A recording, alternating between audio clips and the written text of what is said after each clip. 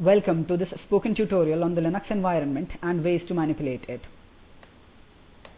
A working Linux system, preferably Ubuntu, will be required to try out the examples illustrated in this tutorial. We assume that you know how to get started with the Linux operating system and have some basic idea about commands, file systems and shell. If you are interested or need to brush these concepts up, please feel free to do so through another spoken tutorial available on our website. Please note that Ubuntu 10.10 was used for recording this tutorial. Please also note that Linux is case sensitive and all the commands used in this tutorial are in lowercase unless otherwise mentioned. The Linux environment determines how the operating system behaves with you, how it responds to your commands, how it interprets your actions, and so on. Linux can be highly customized by changing the settings of the shell. Let us understand how all this can be done. The behavior of the shell is generally determined by the shell variables. There are mainly two kinds of shell variables: environment variables and local variables. Environment variables, named so because they are available entirely in the user's total environment. These are also available in the subshells spawned by the shell, like the ones for running shell scripts. Local variables, which as the name suggests have a more restricted or limited availability. These are not available in the subshells spawned by the shell. While in this tutorial we will mainly talk about environment variables, let us first see how the value of these shell variables can be seen. To see all the variables available in the current shell, we run the command set. Type at the terminal set space pipeline character more and press enter. We can see all the current shell variables. For example, take a look at the home environment variable. Also notice the value assigned to it. Press enter to move through the list, and in order to come out, press Q. Here, the output from set was pipelined to more in order to display a more systematic multi-page output of the variable list.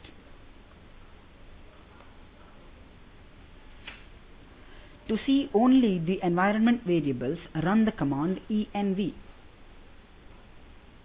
Type at the terminal env space vertical bar more and press enter. For example, notice the shell variable here, whose value is /bin/bash. Again, you may press Q to come out of the list.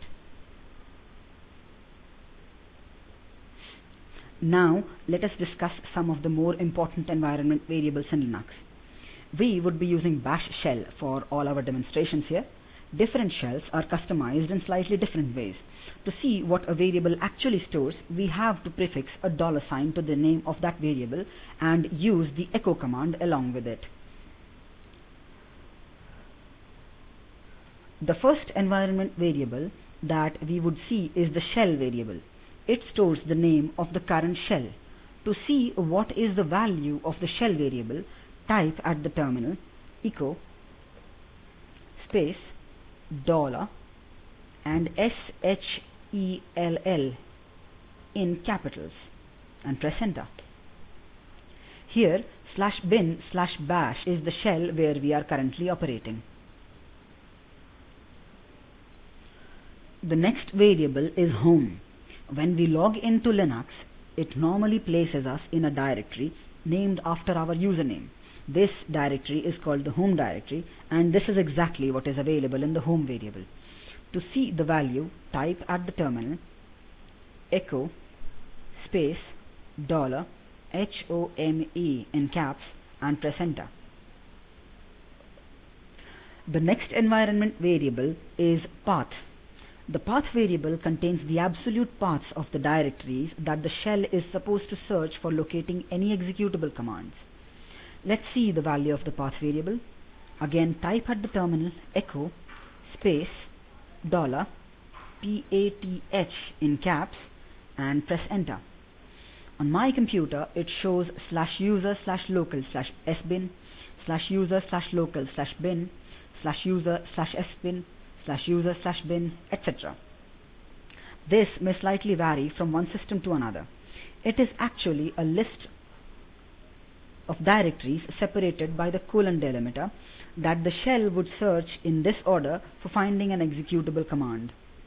We can also add our own directory to this list so that our directory is also searched by the shell. In order to add our own directory, type at the terminal path in capitals equal to $path again in capitals colon /home/ the name of my own home directory and press enter. Now if we echo the value of path,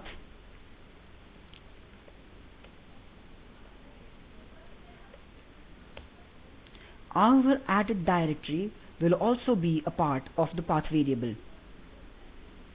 See, the directory is now present here.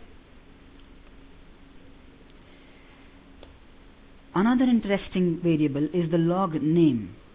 It stores the username of the currently active user. In order to see the value, type echo space $log name and press enter. When we open the terminal, we can see the $sign, which is the prompt at which we enter all our commands. This is the primary prompt string represented by the environment variable ps1. There is a secondary prompt string also.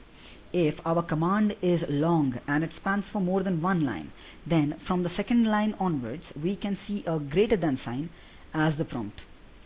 This is the secondary prompt string represented by the environment variable ps2. To see the value of the secondary command prompt, type at the terminal echo space $ps2 and press enter.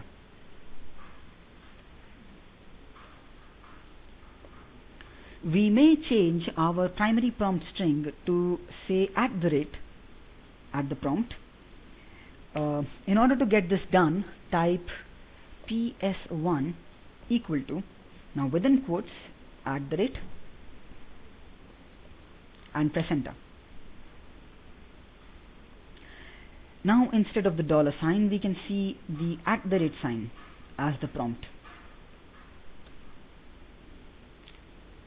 We may do something more interesting, like we may display our username at the prompt. Just type ps1 equal to, within quotes, say $log name and press enter. Now my username is my prompt. To revert back, type ps1 equal to $ within quotes and press enter. We have assigned values to many of the environment variables, but remember one thing, that these modifications are only applicable for the current session. Like we had just added our directory to the path variable. If we close the terminal and open it again, or open a new terminal altogether and check the path variable by echoing its value,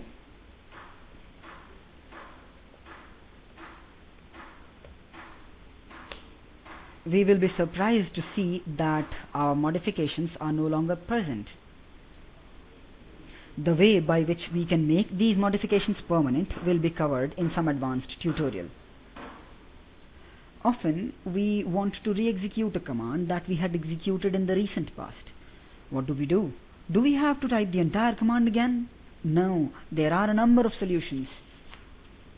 First, normally if you press the up key on your keyboard, then it will show the last command that you have typed. Keep pressing it and it will keep scrolling through the previous commands. To go back, press the down key. But when you have to scroll through many commands, this becomes a little clumsy and tedious.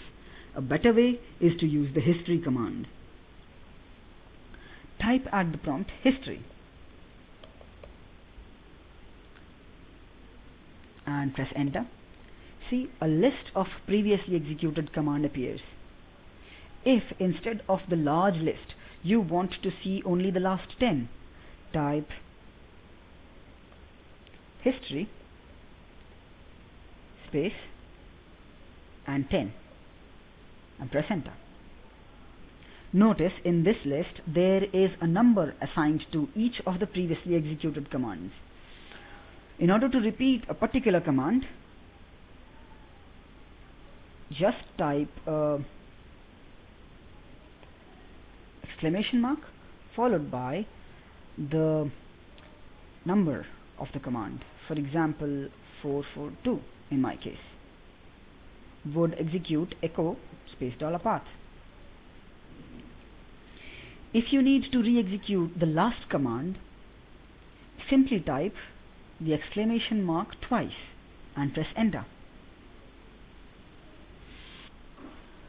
The next thing we would see is called the tilde substitution. The tilde character is a shorthand for the home directory. So say you have a directory with the name test3 in your home directory.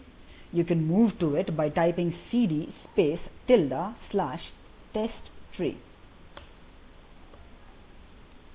One may also toggle between the current working directory and the last directory used by giving the command cd tilde minus or only cd minus.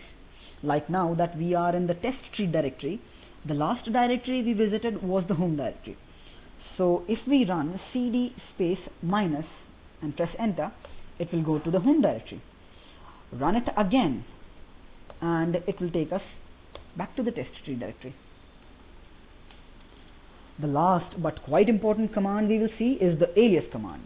It may quite happen that you have a large command that needs to be run again and again.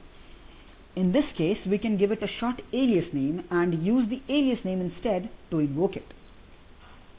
Assuming that you have such a long directory hierarchy that you frequently visit for music, you may create an alias for it like this. Type alias space cd music equal to, now within double quotes, cd space slash home slash arc slash files slash entertainment slash music and press enter. Now every time you need to switch to this directory, simply write cd music and press enter. See, we are in the music directory now. Now you may type cd space minus at the prompt to go back to the previous working directory. To unset an alias, simply write unalias space cd music and press enter. Now again, if you fire cd music from the terminal, you'll get an error stating that command was not found. Suppose we have two files, test1 and test2 in our present working directory, and if we fire rm test1, test1 is silently deleted. We know that -i option of rm command makes the removal process interactive. So we may set an alias like alias rm equal to, now within quotes, rm space -i. Now when we run rm -i will actually be run. So we saw while test1 was silently deleted, system asked before deleting test2. So in this tutorial we have learned about environment variables, history and aliasing. This brings me to the end of this tutorial. Spoken tutorials are a part of the Talk to a Teacher project supported by National Mission on Education through ICT. More information on the same is available from our website. The script for this tutorial was created by Anirban, and this is Anuvrat Parashar from Amity University signing off.